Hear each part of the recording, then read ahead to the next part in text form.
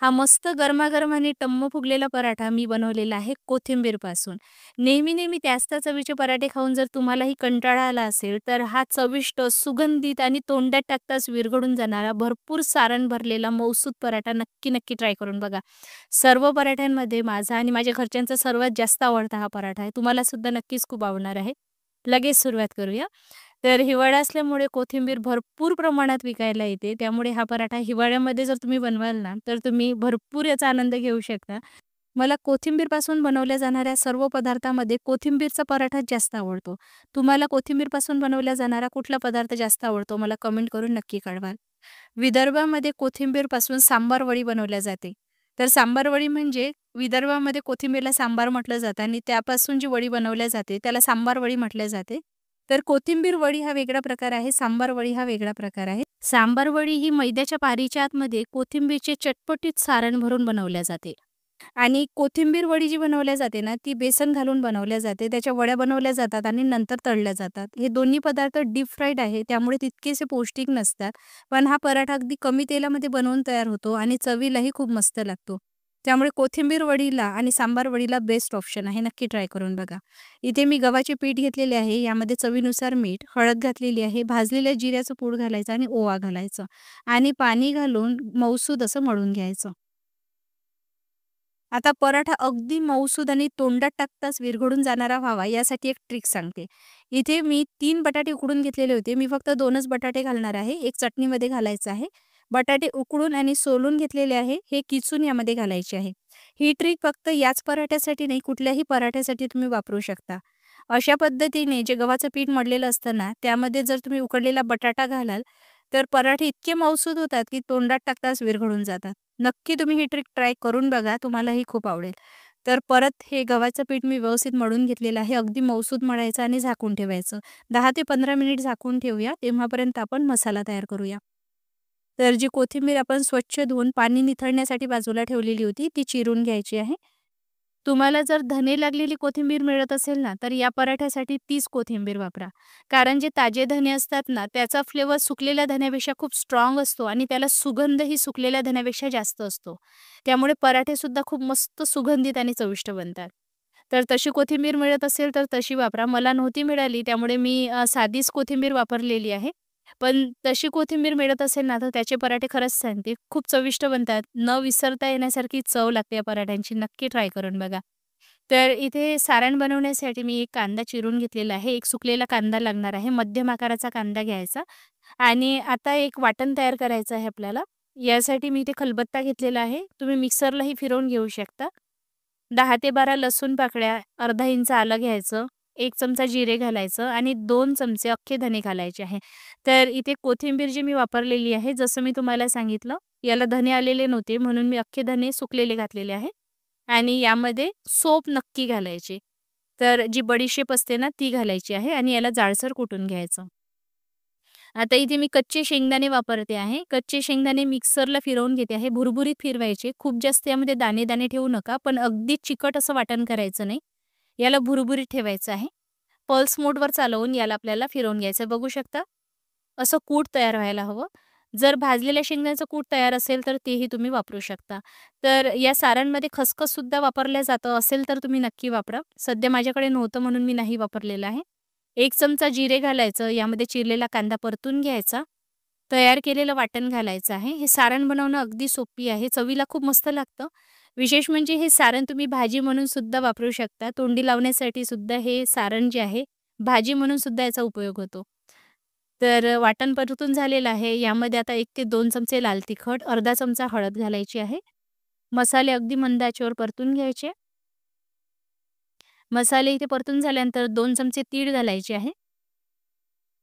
सुकं खोबरं किसून घेतलेलं होतं, ते 1 ते 2 मोठे चमचे घातलेले आहे. टेबलस्पून घातलेले आहे आणि शेंगदाण्याचं कूटसुद्धा मी अंदाजे घातलेलं आहे. 2 ते 3 टेबलस्पून असतील.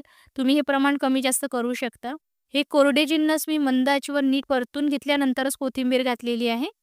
कारण आपण कच्चं शेंगदाण्याचं कूट घातलेलं होतं. तुम्ही जर भाजलेल्या शेंगदाण्याचं कूट घातलेलं असेल, तर एवढं परतण्याची गरज नाही आहे. पण जर कच्चं घातले असेल तर 5 ते 7 मिनिट मंद आचेवर परतून घ्यायचं आणि छान सुगंध यायला लागल्यानंतरच कोथिंबीर घालायची. कोथिंबीर मऊ पडल्यानंतर यामध्ये काळं मीठ घालायचं किंवा साधं मीठ घालायचं. थोडा गरम मसाला, चाट मसाला घालू शकता किंवा आमचूर पावडर घालता येईल किंवा हे सारण गार झाल्यानंतर लिंबाचा रसही घातला तरीही चालेल. तर आता हे सारण गार करण्यासाठी एका परातमध्ये मी काढून घेते आहे. तुम्ही यामध्ये चिंच आणि गुळाची चटणीसुद्धा घालू शकता. सारणला खूप मस्त चव येते. मला यामध्ये चिंच गुळाची चटणी जास्त आवडते. मी बरेच वेळा घालत असते, पण यावेळी चाट मसालाच घातलेला आहे. चिंच गुळाची चटणी घालून सुद्धा हे सारण एकदा बनवून बघाल, छान लागते. आता यामध्ये मी चिरलेली कोथिंबीर घातलेली आहे. तर इथे गव्हाचं पीठ बघू शकता, जे मळून घेतलेलं होतं ना आपण, हे मस्त मऊसूत झालेलं आहे, अगदी लुसलुशीत झालेलं आहे. आता याचे पराठे लाटायला सुरुवात करूया. तर इथे मी मोठेच पराठे लाटून घेते आहे आणि हा पराठा पण गाभेदार बनवणार आहोत. आतमध्ये भरपूर सारण भरणार आहोत, तेव्हाच हा पराठा छान चविष्ट लागतो. कमी सारण भरलेला पराठा हा छान लागत नाही. यामध्ये भरपूर सारण भरायचं आहे. तर इथे मी थोडी मोठ्या आकाराचीच पोळी लाटलेली आहे. तर इथे त्रिकोणी आकारामध्ये मी हे सारण पसरवून घेते आहे. तुम्हाला जो आकार द्यायचा असेल देऊ शकता. पुरणपोळी जशी आपण बंद करतो ना, तशीही तुम्ही बनवू शकता. म्हणजे गोलाकारात जो आकार देतो ना आपण, तसंही बनवता येईल. कटोरी बनवून त्याच्या आतमध्ये सारण भरायचं आणि गोलाकारमध्ये तुम्ही लाटून घेऊ शकता. पण मी असा त्रिकोणी आकार देते आहे आणि हा पराठा आता आपल्याला सर्व बाजूनी व्यवस्थित पातळ असा लाटून घ्यायचा आहे.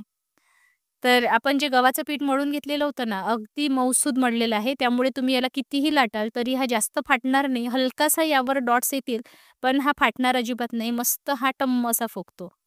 तर आता तवा मध्यम आचेवर गरम करून घ्यायचा. यावर पराठा घालायचा आहे आणि दोन्ही बाजूनी शेकून घ्यायचा.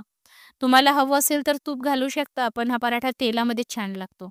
कारण तुपाचा जो फ्लेवर असतो ना, तो या कोथिंबीरसोबत मॅच करत नाही. म्हणून मी इथे तूप न घालता तेलच घातलेलं आहे. तुम्हाला जर हेल्दी पद्धतीने बनवायचं असेल, तर तूप, बटर तुम्ही घालू शकता. पण बटर किंवा तुपाला खूप स्ट्राँग फ्लेवर असतो आणि कोथिंबीरची जी चव असते, ती तितकीशी येत नाही जर तुम्ही तूप किंवा बटर घालाल तर. पण तुमची चॉईस आहे, तुम्ही घालू शकता.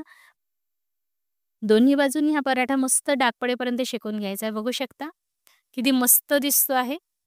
आणि हे पराठे कपड्यामध्ये झाकून ठेवायचे किंवा हॉटपॉटमध्ये झाकून ठेवायचे, पण कपड्यामध्ये झाकून ठेवायचे, म्हणजे याला वाफ धरत नाही आणि ओलसरपणा येत नाही. बघू शकता किती मस्त टम्म असा पराठा फुगलेला आहे. सर्व पराठे मी इथे बनवून घेतलेले आहे. हा गाभेदार आणि मऊसूत पराठा इथे तयार झालेला आहे. असे एकावर एक ठेवायचे आणि कपड्यामध्ये झाकून ठेवायचे. याबरोबर झटपट एक चटणी तयार करूया. तर टोमॅटो इथे मी चिरून 2 भाग करून घेतलेले आहे. तव्यावर थोडं तेल घालायचं आणि हे टोमॅटो आपण छान डाग पडेपर्यंत इथे शिजवून घेतो आहे. ही चटणी झटपट तयार होणारी तर चटणी आहेच, चवीलाही खूप मस्त लागते. विशेष करून पराठ्याबरोबर याची चव छान लागते. सकाळी कसं असतं, मॉर्निंग ब्रेकफास्टला आपल्याला जास्त वेळ नसतो, झटपट काहीतरी तयार करायचं असतं. अशा वेळी ही चटणी तुम्ही कुठल्याही नाश्त्याबरोबर खायला बनवू शकता. चटपटीत सुद्धा लागते आणि लवकर तयार सुद्धा होते. लसूण सुद्धा थोडा भाजून घेतलेला होता. तर ज्या भांड्यामध्ये मी टोमॅटो काढलेला होता, त्यामध्येच मी मॅश करून घेते आहे. तर पावभाजी मॅशरचा वापर करून याला मॅश केलेला आहे. याला भाजून घेतल्यामुळे या चटणीला मस्त स्मोकी फ्लेवर येतो. यामध्ये आता पातीचा कांदा घालायचा, शेंगदाण्याचं तेल घालायचं, काळं मीठ घालायचं, अर्धा चमचा लाल तिखट, चाट मसाला किंवा आमचूर पावडर घालायचं आणि सर्व नीट मिसळून घ्यायचं. आता उकडलेला बटाटा जो आहे तोही तुम्ही घालू शकता. माझ्याकडे उरलेला होता हा बटाटासुद्धा मी या चटणीमध्ये घालते आहे. छान चव येते यामुळे. तर हा उकडलेला बटाटासुद्धा मी घातलेला आहे आणि ही चटपटीत इन्स्टंट चटणी तयार झालेली आहे. अतिशय चविष्ट लागते या पराठ्याबरोबर किंवा कुठल्याही पराठ्याबरोबर खायला बनवा, खूप छान लागते. इथे गरमागरम कोथिंबीरचे पराठेसुद्धा तयार आहे आणि याबरोबर टोमॅटोची इन्स्टंट चटपटीत चटणीसुद्धा तयार आहे. हे पराठे तुम्ही सुद्धा एकदा ट्राय करून बघा. तुम्ही एकदा नाही, वारंवार हे पराठे बनवाल. तुमचा सर्वात फेव्हरेट पराठा बनेल, हे मी गॅरंटी देऊन सांगू शकते. तर हा पराठा तुम्हाला मी दाखवते आहे. आतमध्ये सारण आपण बघूया कसं दिसते आहे. आणि तुम्ही तोडण्यावरून बघतच असाल, लक्षात आलं असेल तुम्हाला किती मऊसुदा पराठा झालेला आहे. प्रवासामध्ये सुद्धा तुम्ही हे पराठे नेऊ शकता. जो खाईल ना, तो कौतुक केल्याशिवाय राहणार नाही, एवढा चविष्ट हा पराठा लागतो. बघू शकता आतमध्ये सारण किती भरलेलं आहे. किती मस्त दिसतोय हा पराठा. तुम्हाला जर सांबार वडी आवडत असेल, कोथिंबीर वडी आवडत असेल आणि तुमच्या घरी बनवल्या जात असेल, तर एकदा हे कोथिंबीरचे पराठेसुद्धा बनवून बघा. तुम्हाला कोथिंबीर वडीसुद्धा यापुढे फेल वाटेल, हे मी गॅरंटी देऊन सांगू शकते. नक्की ट्राय करून बघा. तुम्हाला हा कोथिंबीरचा पराठा कसा वाटला कमेंट करून नक्की कळवा. आवडला असेल तर लाईक करा. आणि अशाच नवनवीन रेसिपी पुढे बघण्यासाठी घरोघरी अन्नपूर्णा या यूट्यूब चॅनलला सबस्क्राईब नक्की करा. त्याचबरोबर फेसबुक पेजलाही फॉलो करा. माझ्या फेसबुक पेजची आणि इंस्टाग्राम अकाउंटची दोन्हीची लिंक माझ्या डिस्क्रिप्शन बॉक्समध्ये दिलेली आहे. तर त्या लिंकवर क्लिक करून तुम्ही माझ्या दोन्ही अकाउंटला फॉलो नक्की करा. चला तर मग लवकरच भेट होईल. तोपर्यंत हा व्हिडिओ बघण्यासाठी तुमचे खूप खूप मनःपूर्वक आभार. धन्यवाद.